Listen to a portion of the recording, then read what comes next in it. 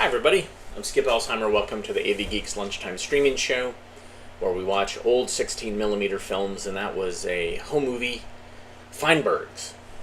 This came from the Oregon collection, so they got it at an estate sale. And yeah, visiting California. So, pretty great footage. It's 1948, so that's a ways back.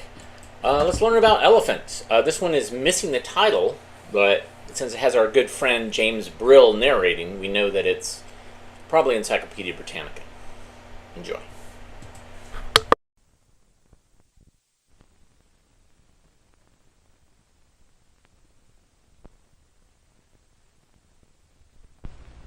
This elephant's called Mumbo. Bob is pitching hay for Mumbo's breakfast. She uses her long nose, called a trunk, to carry the hay to her mouth. Animal training farm belonging to Bob's father, Mr. Brett. Here he comes now with a stranger. Bob, this is Mr. Thompson. Glad to know you. How do you do? Well, she certainly is a nice big animal. She certainly is.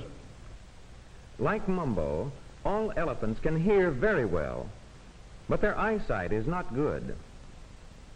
The skin has a good sense of smell. Here, Mumbo finds a lump of bristles work like fingers at the end of her trunk. Mumbo wants something in Bob's pocket.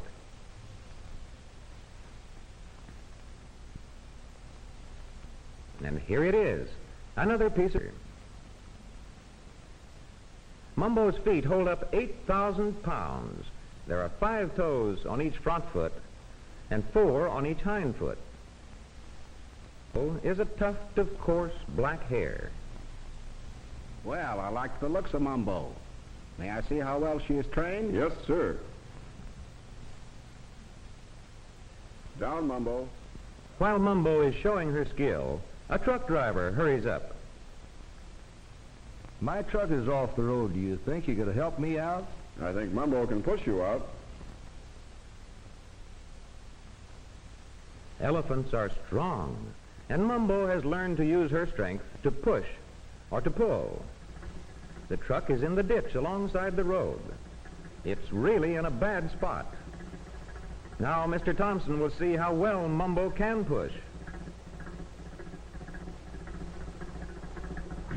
Push. Push, Mumbo. Push. Out of the ditch, out upon the road goes the truck.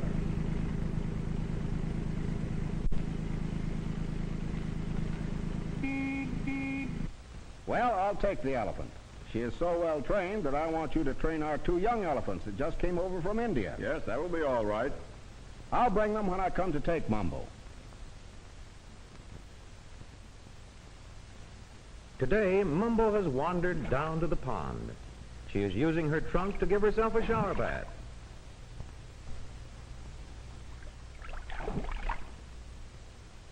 Bob and his father miss her and start searching. Mumbo takes a drink. She first sucks the water up into her trunk and then blows it into her mouth. Mr. Bradford spies Mumbo's tracks on the path. Elephants are fond of water. In their native homes in the hot jungles, they take baths like this every day. Soon Bob and his father find Mumbo in her favorite bathing place. Nothing like a good cool bath on a hot summer day. Bath time is up, Mumbo. Come here. But Mumbo is not in the slightest hurry. Come here. Come out. At Mr. Bradford's second command, Mumbo comes slowly out of the water. The sharp branches of this tree make a good back scratcher. Mumbo is refreshed and ready to return to her place on the animal farm. She now uses her toes to scratch herself. Elephants also take dust baths. Mumbo scoops up the dust with her trunk. A coat of dust protects her skin from insects. Bob's little sister has no one to play with, so Bob brings Mumbo over to stop Sister's crying. Mumbo comes dancing over to the playpen as Bob directs her steps. Little sister isn't satisfied. She wants better tricks, so here's another.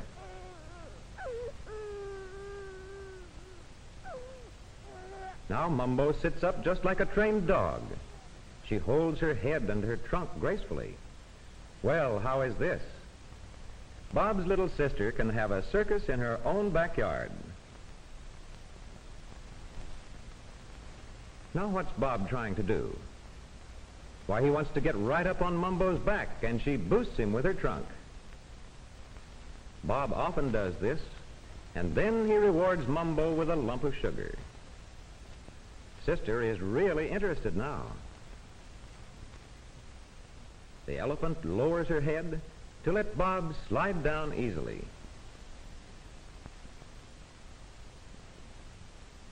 Standing on one's head is a difficult trick, but Mumbo does it well for an elephant. The week has gone by, and here comes Mr. Thompson, the circus man, with the new baby elephants. Here are the 2 baby elephants you promised to train for me, Mr. Bradford. It's going to be a long, hard job.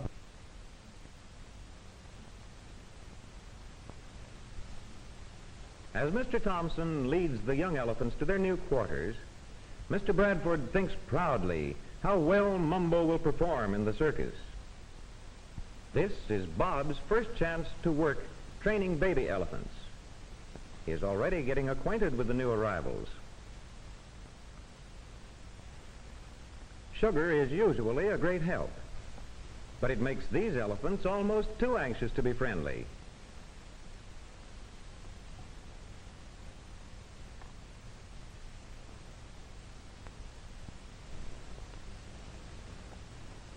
Well, goodbye, Mr. Thompson. Good luck to you. All right, and I hope you bring Bob sometime to the circus. I will. So long.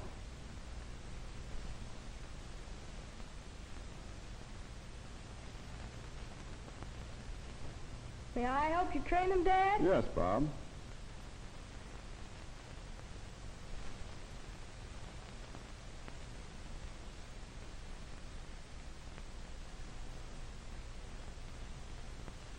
On a morning 3 weeks later, the baby elephants are just finishing breakfast. The chains are taken off their feet so they can go to practice their new tricks. First, Bob circles them around into the training ring, and the elephants take their places on large, heavy tubs.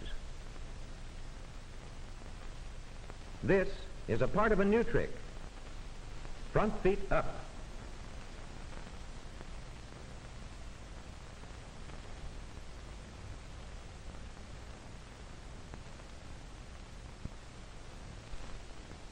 And now, the proper way to sit down.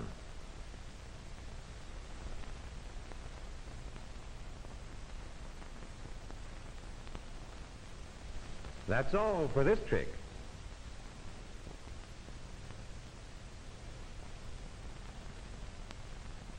The next trick is to learn to walk the plank.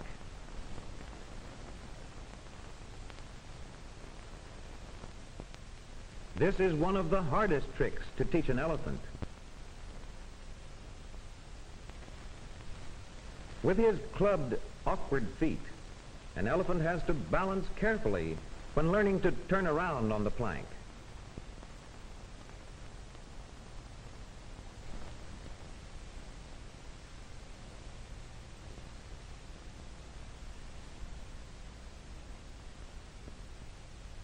This one holds on a little with her trunk. Well done, baby elephant. The other elephant is learning to do a funny act for the circus.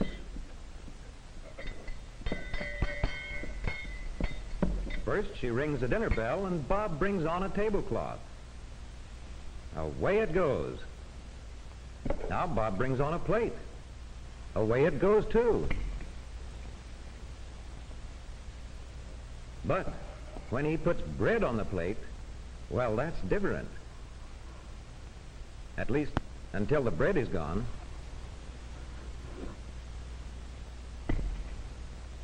Last of all, over goes the table. Someday, when she has learned this trick, she will do it for hundreds of children. Wow, that was shredded. It tells me that that was a very popular film because the beginning was shredded and cut, and the end was shredded and cut. I'm sure that kids really enjoyed seeing animals, elephants being trained. Is it worth the payoff? You know, like, I don't know. it's epic to see these giant animals doing stuff, but you know, James Brill was like, he does a pretty good headstand for an elephant. Really mean James Brill. Elephants are beautiful creatures. Let's go to the Mid-Atlantic states. Enjoy.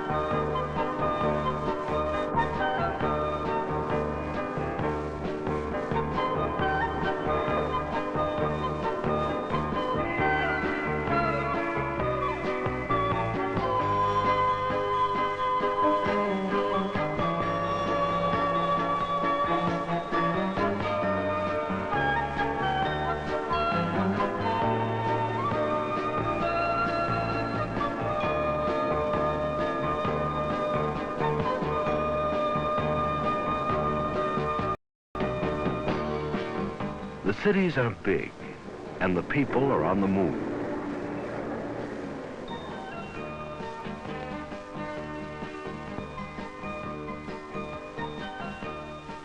More than a quarter of the country's population is concentrated in these 6 Middle Atlantic states. The Appalachian Highlands take up a large part of the area. East of them is the Piedmont, and then the low Atlantic coastal plain. Rivers that begin in the highlands flow down across the hilly Piedmont and tumble in falls and rapids to the plains. With water and water power available here, industry developed in the 1800s. Industry attracted immigrants because there were jobs. Population, commerce, industry. Everything grew.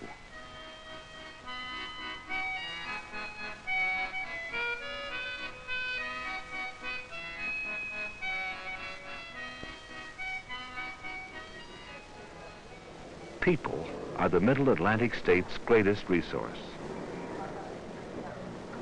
I'm going to college next year, or maybe a business school or a technical institute. There are lots to choose from around here. I live in Brooklyn and I have a part-time job in Manhattan. To get down to work, I usually take the A train, then switch to the AA train, then take a bus across town. I ride at 3 o'clock. The trains aren't too crowded then. We come up for a little air on the Brooklyn Bridge, and then we're in Manhattan.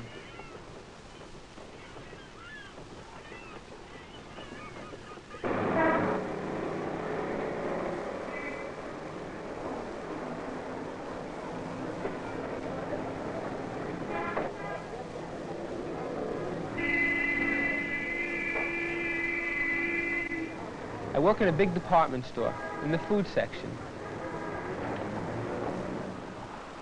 I got the job so I could have some spending money and something to do during the summer. Also, I can get discounts here.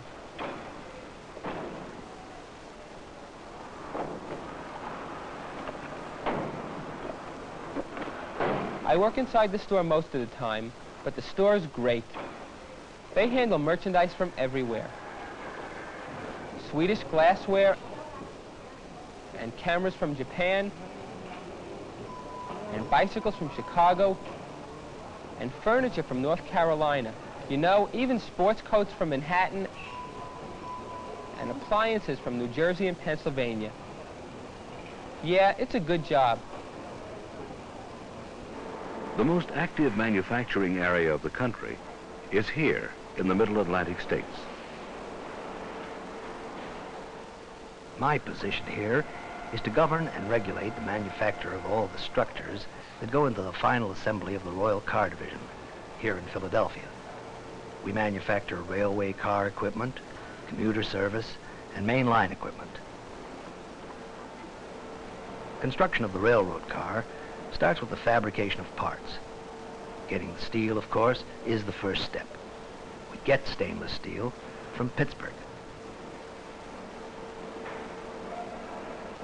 After this piece is punched, it gets shaped into a heater guard grill. Steel for junction boxes from Pittsburgh, too.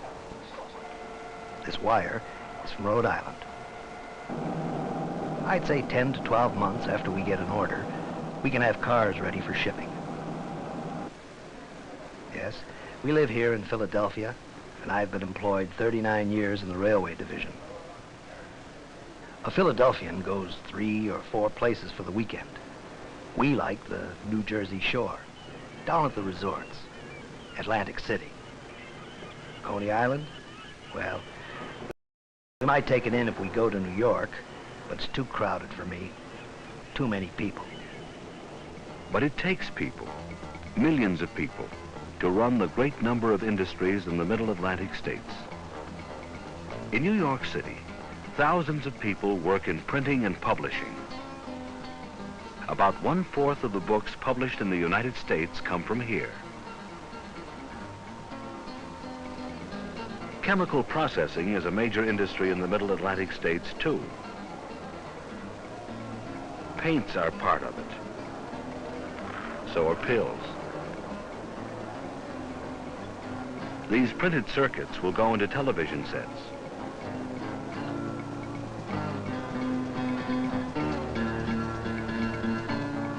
An almost endless variety of products comes out of the Middle Atlantic states.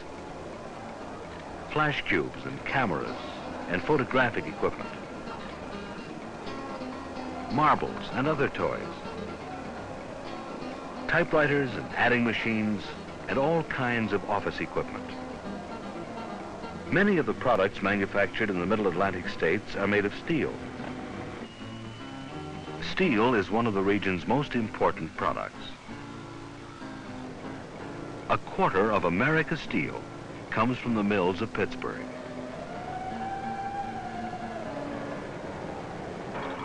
Soft coal is mined near Pittsburgh, heated in airtight ovens to burn away impurities, then used as a fuel in steel production.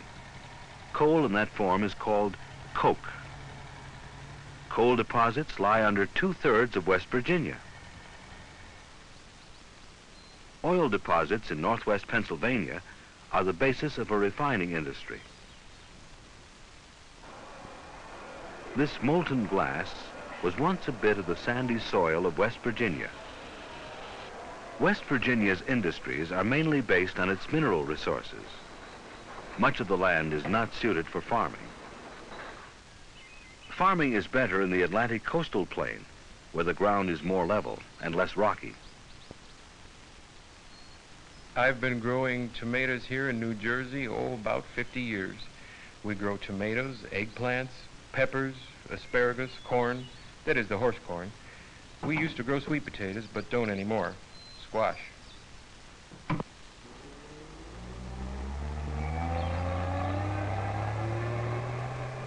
We've earned a living on farming. Don't make too much money, but you make a living at it. The future of farming? I think it's going to go out. My land's more valuable because of all the industry coming out here. But we don't want to sell it. We'd like to keep it as a farm. As long as the wholesale market wants our produce, we'll stay in farming. Many agricultural products of the Middle Atlantic states are sold to food processing plants in cities like Trenton, New Jersey. Processed food and manufactured goods are shipped to all parts of the world from coastal cities of the Middle Atlantic states.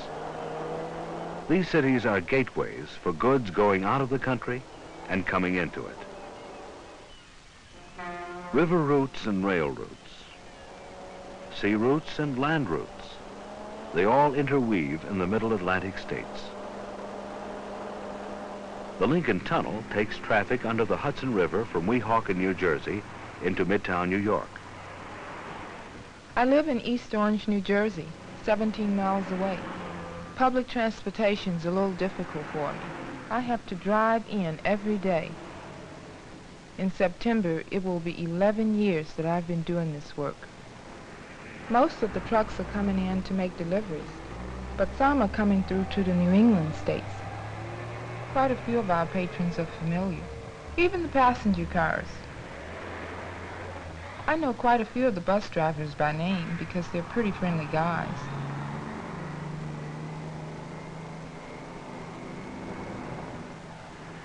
Have I seen figures on how much traffic goes through in one day? I really haven't. But after a day of thank you and good morning and so forth, I don't care. For one collector, at the time she's working, it seems like a million. The Middle Atlantic states are knit together by a system of interstate highways that connect major cities like New York and Philadelphia and Washington, D.C. And within or near these cities, there are rail yards that connect the region with the rest of the country.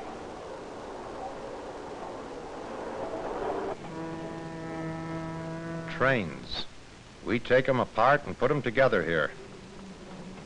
I work here in the Philadelphia rail yard, and I'm keeping track of a train we're putting together for Chicago.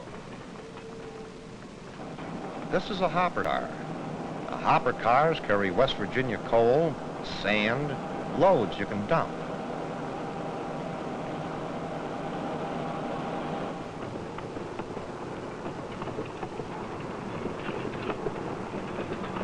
Tank cars for liquids like Pennsylvania oil and gasoline.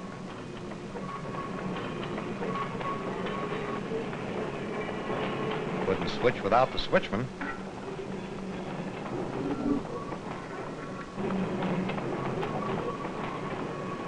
What's going out? You name it, we've got it. Vegetables from New Jersey, generators from Schenectady, chemicals from Delaware, electronics equipment from here in Philadelphia, and empty cars, too.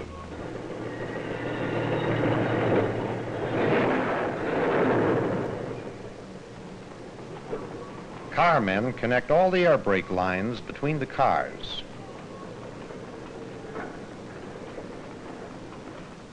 And when the flagman hangs up the markers on the caboose, we've officially got a train. People and goods on the move. This is the basis of life in the urban complexes that make up the Middle Atlantic states. Movement, speed, contact with the rest of the country and the rest of the world. This is Kennedy International Airport in New York.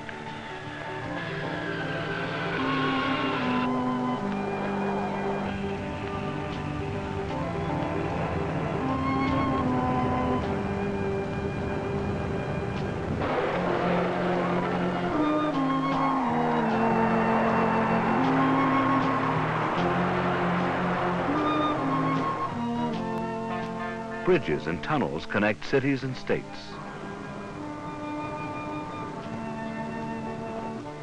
Over 200 miles of subways run beneath New York City. Millions of people use subways and surface lines to commute to jobs. Trains, buses, taxis, tunnels, ferries, bridges, turnpikes. They keep things moving and keep the vast urban complexes of the Middle Atlantic states alive. The rural landscape changes as the expanding cities and suburbs eat up the countryside. Suburban life is becoming more urban as offices and shopping centers move out of the cities to the suburbs. the cities still have their problems, and they're big problems, because they're big cities. I live in the Monroe Projects. Living here is all right, but it's starting to get like a slum. The city's building more places for us to play in, and that's good. With nothing to do, kids just hang around and make trouble. Congestion, pollution, unemployment, slums. Some of the problems. Some answers? Better mass transportation, low-income housing, room for recreation, clean air to breathe. Urban planners are busy trying to make urban concentration work for the 50 million people of the Middle Atlantic states.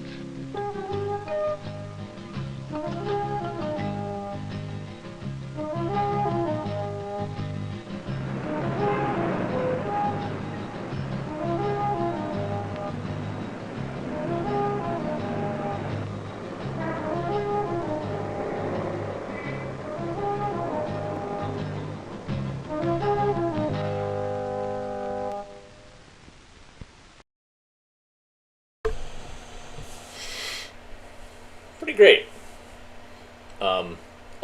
Interesting slice of life from the 70s. Very much like that. All right, this next film has a booklet. And so it's called Probable Man. And it's on the scanner back here. And I was like, ooh, Probable Man.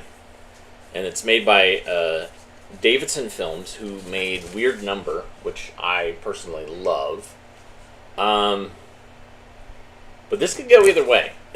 Like, some of the Davidson math films are not very good. And so we're just going to see what happens. So here's Probable Man. Enjoy.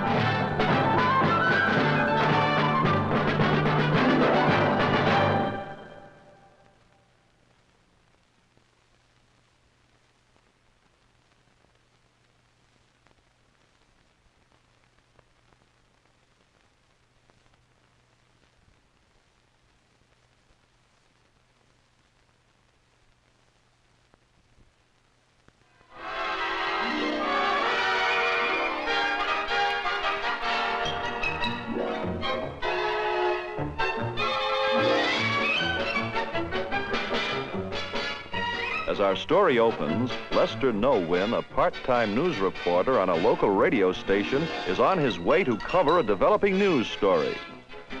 Hurry up, Lester. We'll be late to the dog show. Lester had always wanted a very important person, but fate had held him back. And Lester thought no one looked up to him, particularly his secretary, Miss Givings. Lester, stop fooling around. We'll miss the poodle parade at the dog show. Coming, Miss Givings. Let's get a taxi, Lester. Okay, Miss Givings. Well, there's one. Taxi! Oh! Boy, those curbs are getting high. What's this? Gosh, it looks like a magic lamp from a fairy tale with a genie inside who grants wishes. Boy, I know what my wish would be. I'd want to be someone important so people would look up to me. So Miss Givings would look up to me. Yay! Who are you? I'm from another world. The magic lamp brings me from there to here. Then you must be the genie of the lamp. Genie? No, actually my name is Johnny. Well, Genie, Johnny, whatever your name is, are you here to grant me any wish I desire? Hardly. I don't have unlimited powers. However, I do have some powers which are not available in this world. We might be able to work something out. What seems to be the trouble? Nobody looks up to me. I want to be important. I want to be a newsmaker, not just a reporter. Well, let's see what I can do. Now, how about this? It'll make you the life of the party. No, I said newsmaker, not noisemaker. Oh, can I interest you in this monogram pen and pencil set? No. I want to be a superhero. Don't shout at me. I'm sorry. Very well. Here's a little item. It is an amulet which will give you superpowers, but it has its drawbacks. Drawbacks? What kind of drawbacks? Let me explain. This amulet receives super energy from my world. I just happen to have an extra one. You decide what you want to become, then you rub the amulet, and it will probably change you into whatever you want, but only for about 10 minutes. What do you mean, probably? Well, my world has two types of super energy, red energy and blue energy. The blue energy works just the way you want it to, but the red is rather unpredictable. For instance, suppose I say, make this apple into an apple pie, and then I rub the amulet. Wow! That worked the way I wanted it to, so the amulet must have received blue energy.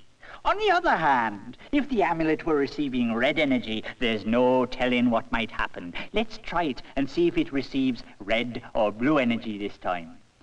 Make this apple pie into an apple again. Ow! There, you see? It receives red energy. Luckily, in 10 minutes the energy will wear off and the parrot will become an apple again. So you're never really sure what will happen? Well, yes and no. We can set the amulet so that it will receive one type of energy for a certain part of the time. For instance, I'll set your amulet so that half the time you'll get blue energy and half the time red. Unfortunately, you never know which type of energy you'll get until you rub the amulet. Then I'll never be sure what will happen. True, but you can be sure of this. About half the number of times you use the amulet, it will probably glow blue. We call that a probability of 1/2 of getting blue. Well, Lester, I gotta be going. Good luck.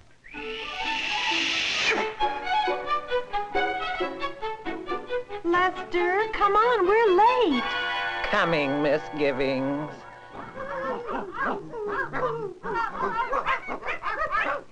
Sure are lots of different dogs here. Lester, look.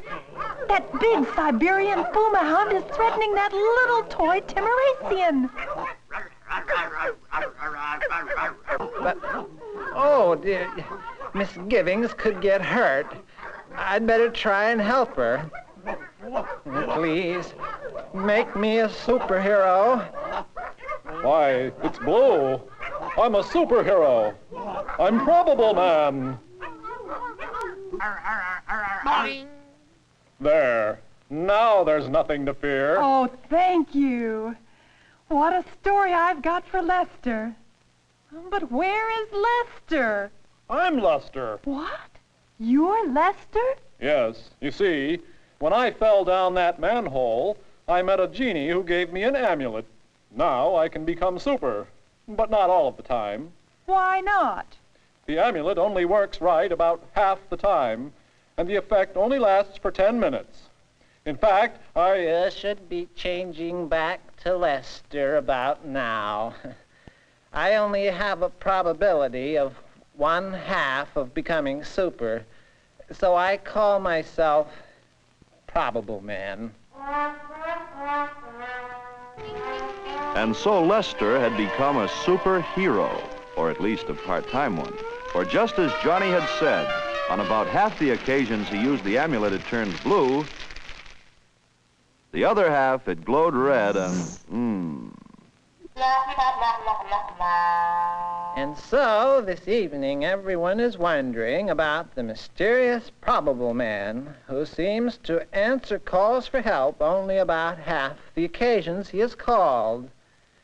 Is there some limit to Probable Man's power? A limit no one knows about? Until tomorrow, this is this is Lester Nolan saying good night. Oh, Lester, if only the whole world knew that you were Probable Man. Shh. No one must learn my secret identity. But, Lester, I want everyone to know. I want you to be famous. But, Miss Givings, I never know what's going to happen when I rub that amulet. It's better if I just show up as Probable Man when I can. I don't believe all that stuff about probability of 1/2. I think you're just lazy. Listen, I'm going to call for help tomorrow at noon, and you'd better be there. Oh. And so Miss Givings, trying to make Lester a popular hero, announced to the world that she was going to jump off a high building at 12 noon and that Probable Man would save her. Yipes! She's going to jump. Please, make me super. Help! Save me! Oh, thank goodness. But where is Lester? It's me, the bed. I'm Lester. Oh, Lester, if only you could be like other superheroes. You could have your own comic book, maybe even a Saturday morning television series. You'd be famous. But what can I do? I only become Probable Man with probability 1/2. Well, I'll tell you this, Lester Nolan. Either you do something about it, or you can forget about ever seeing me again. Oh. What a mess. Maybe I can find Johnny. I see the lamp. I hope Johnny's still here. Well, hello. Johnny, I'm in a mess. Miss Givings won't talk to me because I'm only a half-time superhero. She wants me to be famous like the other superheroes. So I'm asking you to change the amulet for me. I can't do that. And besides, it's impossible for an amulet to have only blue energy. But I can reset the amulet for you. Okay, Lester. Here is how the reset amulet will work. Now, for only 1/10 of the time, you'll get blue energy. And for the other 9/10, you'll get red. But that will only give me a probability of 1/10 for becoming super. I'm worse off than before. Well, I never promised you everything would be good. I never thought you'd use your powers for personal glory. And so, with only probability of 1/10 for success, Probable Man was seen much less than before. What has become of Probable Man? A study of the record shows that he is answering only about 1/10 of the calls for his help. Well, until tomorrow, this is Lester Nolan saying good night. Miss Givings, no matter what you or anybody thinks, I'm going to give up trying to be famous. I'm just going to help people whenever I can. And what's more, I don't care if anybody ever hears of Probable Man again. So there.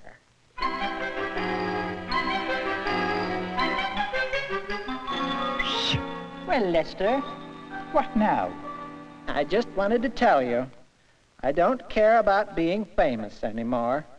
Whatever little help I do get from the amulet, I'm going to use to help people. And even if I do turn into those crazy things 9/10 of the time, I'll still do all the good I can. That's great. I knew you'd see the light.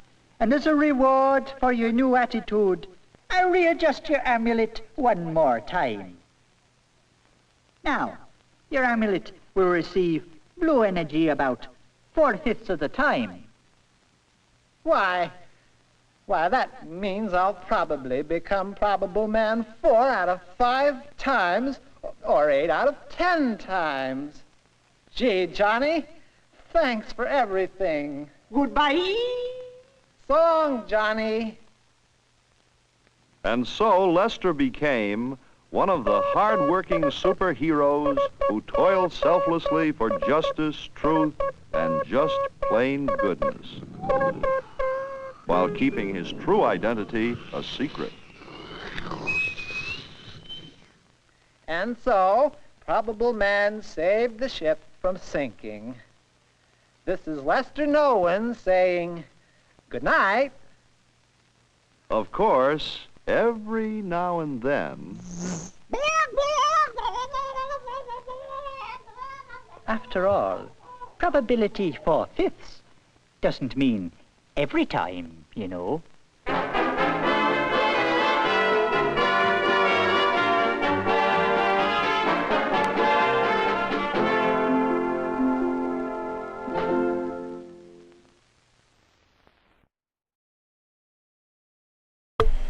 Yeah. So the two voices, the narrator, was that Mitch Ruse? Sounded really familiar. No, not that guy. An English footballer. I'm trying to look on the internet. Mitch Rose. Yeah, I don't think this is the same one. Nope. Who knows? Anyways, I think that Sesame Street and Electric Company allowed for this film to be made. This was not as bad as many of them that I've run across. It's still too long, way too long. But compare this to Weird Number. Weird Number is my favorite. It is also too long, but it is a very strange thing. All right, so what do we got? Crust. We're left with Crust. This is about sandwiches, or is it?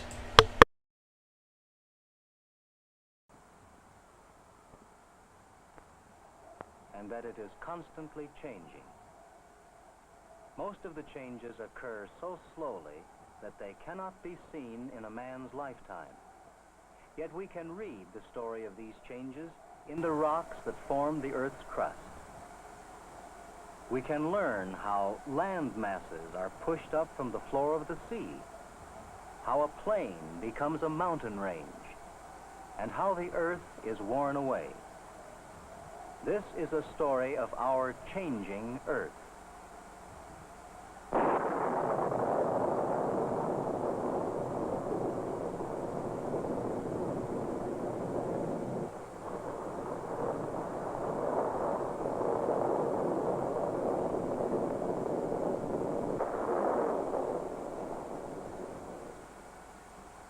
The surface of the Earth is billions of years old.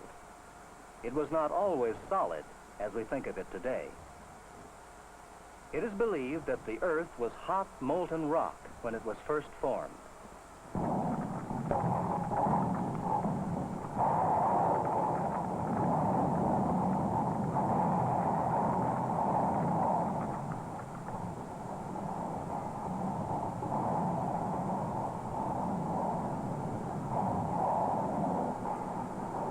Gradually, over a long period of time, the surface of the Earth began to cool and harden. If we could cut the Earth in half, we could see how, in time, the crust formed a very thin layer around the Earth, like a coat of paint over a ball. With the passing of many thousands of years, the cooling crust began to shrink. Wrinkles were formed on its surface, wrinkles that became mountains, hills, and valleys.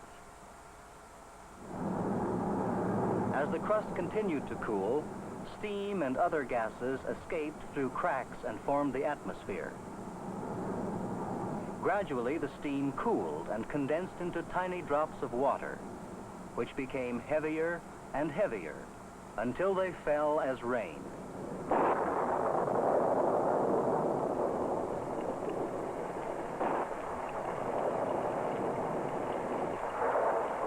It rained and it rained for years and years.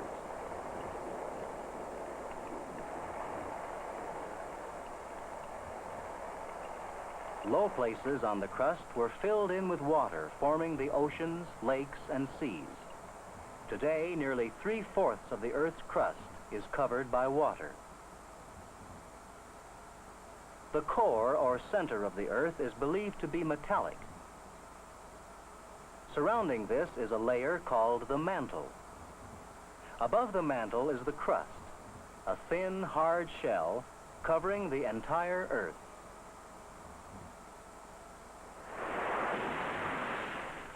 The crust of the Earth is in constant change. Everywhere it is being worn away by the forces of nature. This process is called erosion. One of the forces wearing down the crust is the action of the sea. The waves strike rocks, wearing away particles that are carried into the sea. Rainwater also contains chemicals which help to dissolve and break down rocks. Water also gets into tiny crevices of rocks, freezes and expands, cracking the rocks. Small plants can now find a foothold in rock crumbled by the work of ice, frost, and rain. Larger plants change the Earth's crust by spreading their roots through the cracks. The roots expand and widen the openings until the rocks crack apart. Rocks loosened by the action of rain, ice, and plants are further broken down by gravity.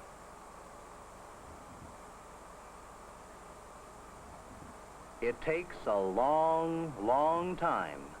Every rock, every mountain is slowly being worn away.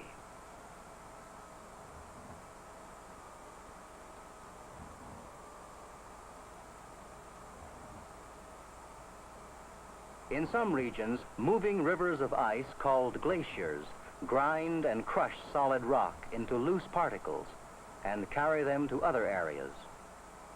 In the wearing down process, rocks are gradually broken apart, ground down into smaller and smaller pieces.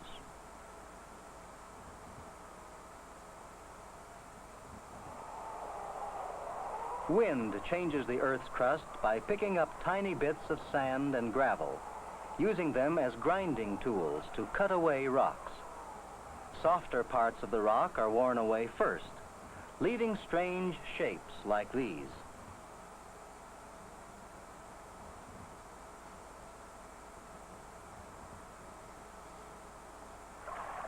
Of all the forces that are wearing away the Earth's crust, the most powerful and destructive is running water. As it moves, it picks up particles of rocks and other material from the Earth's surface. Millions of tons of topsoil are carried to the sea every day by the rivers of the world.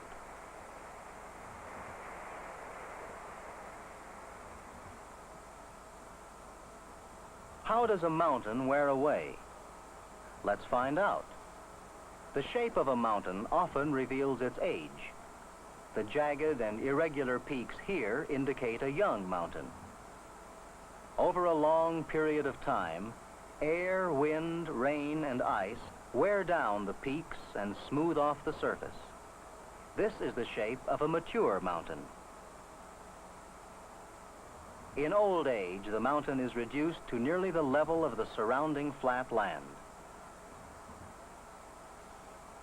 Worn down to the level of the plain, the mountain has been carried to the sea. All exposed land is constantly being broken down and carried to the sea. If there were no way for the land to rise up, the ocean would today cover the entire surface of the Earth. Without dry land, there would be no people on Earth. How do mountains stay above the sea? This diagram represents a large mountain range. Mountains have roots sinking deep into the earth. Scientists believe that mountains are floating on a layer of rock. Two great forces act upon the crust. The force from the weight of mountains pressing down, and the force from the rock layer beneath pushing up. Between these two forces, the rocks adjust their positions until a state of balance is reached. What happens when the top of a mountain is worn away? The mountain becomes lighter. The balance is upset, and the force pushing up becomes stronger. The entire mountain rises until the forces become equal again. As the top of the mountain continues to wear away, eventually the entire mountain range is removed. Entire mountain ranges have been pushed up, but often only a small section of land is raised. Since forces within the earth are constantly acting on the crust, it gives way at its weakest points by developing cracks. Along the lines of these cracks, sections of rock slip and move to relieve stresses. Any place where two sections of the land move in relation to each other along the line of a crack is called a fault. It may be only a fraction of an inch. It may be many thousands of feet. Sometimes rocks will move without faulting. Under tremendous stress, a rock layer will bend. These rock strata are being bent upwards due to forces exerted beneath their center. This bending of the Earth's crust is called folding. Like most rock changes, this is a slow process taking many, many years. The curved lines of the rock layers here tell us that this rock mass has been folded. Rocks may be folded upwards or downwards. Folding and faulting are found in every mountainside. They furnish important evidence about the origin of mountains. Folding and faulting are often responsible for sudden movements of the Earth's crust called earthquakes. Watch closely as we reconstruct with drawings the events leading to and causing an earthquake. Here, forces pushing up in the center and from the sides have caused the rock layers to fault. Normally, the rocks under stress would slip upward. Compression from adjoining rocks prevents slipping. Under tremendous stress, huge areas of rock actually bend until their limit is reached.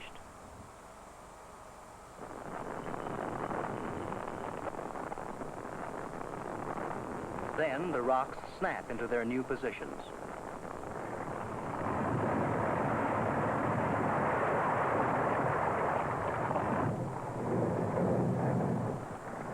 A sudden movement or slipping of part of the Earth's crust is the cause of an earthquake.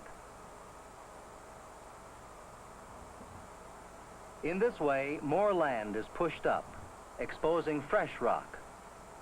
But eventually it is worn away again and carried to the sea. The fast-moving waters of the river enable it to carry along the particles of rock and soil. The river's current slows as it empties into the sea. This slowing of the river's current causes the particles to fall. Owing to their size and density, the largest particles fall first, nearest the shore. Smaller pebbles and lighter sands are carried out farther.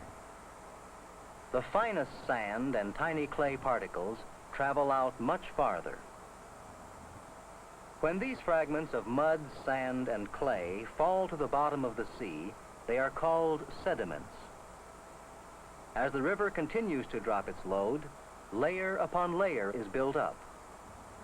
A trough develops as the sediments sink deeper and deeper into the denser layers below. This is a slow process, taking many millions of years. When the sediments reach a thickness of 40 to 50,000 feet, certain forces, not yet completely understood by scientists, have begun to press against them from the sides. Under intense compression and heat, the lower layers of sedimentary rock lose their strength, soften, and begin to flow.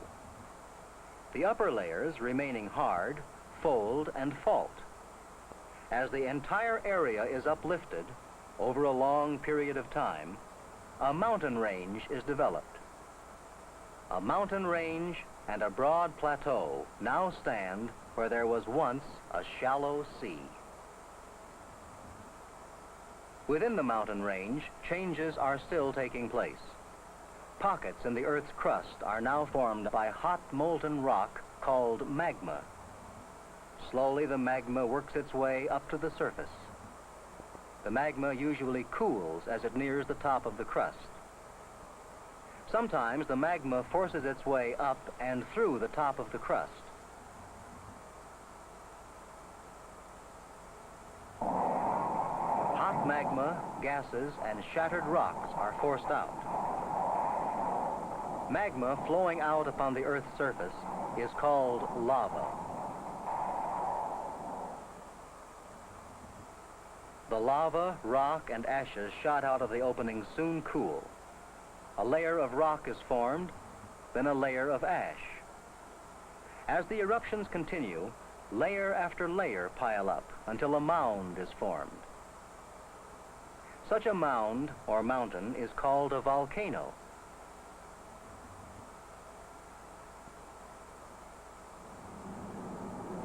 The volcano grows higher and higher. Some volcanoes have reached a height of more than 5 miles. In many instances, the lava does not flow out of the top of the crater, but through cracks in the sides. In time, the volcano dies down.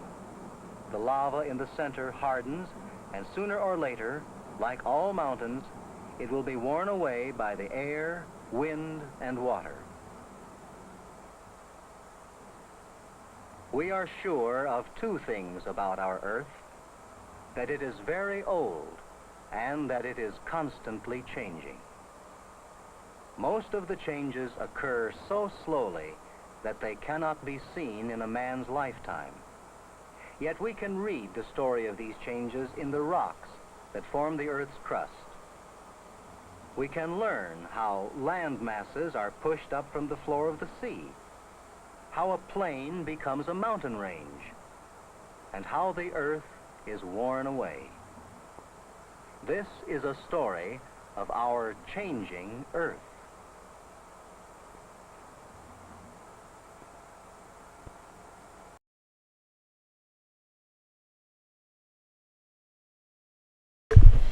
All right, there you go.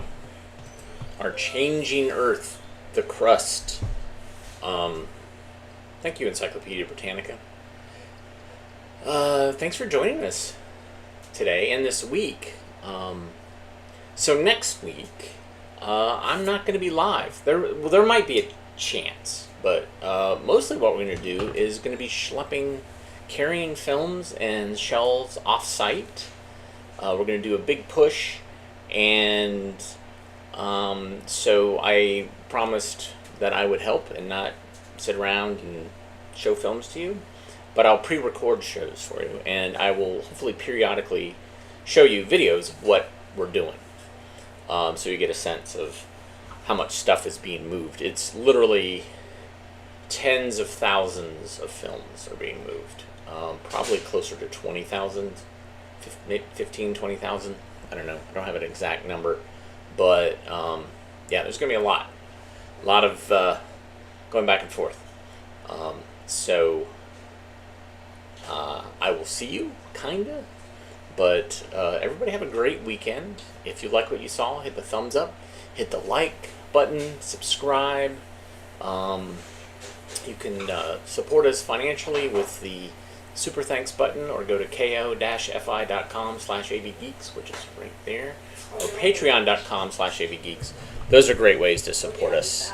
Everybody have a great weekend. We will see you soon.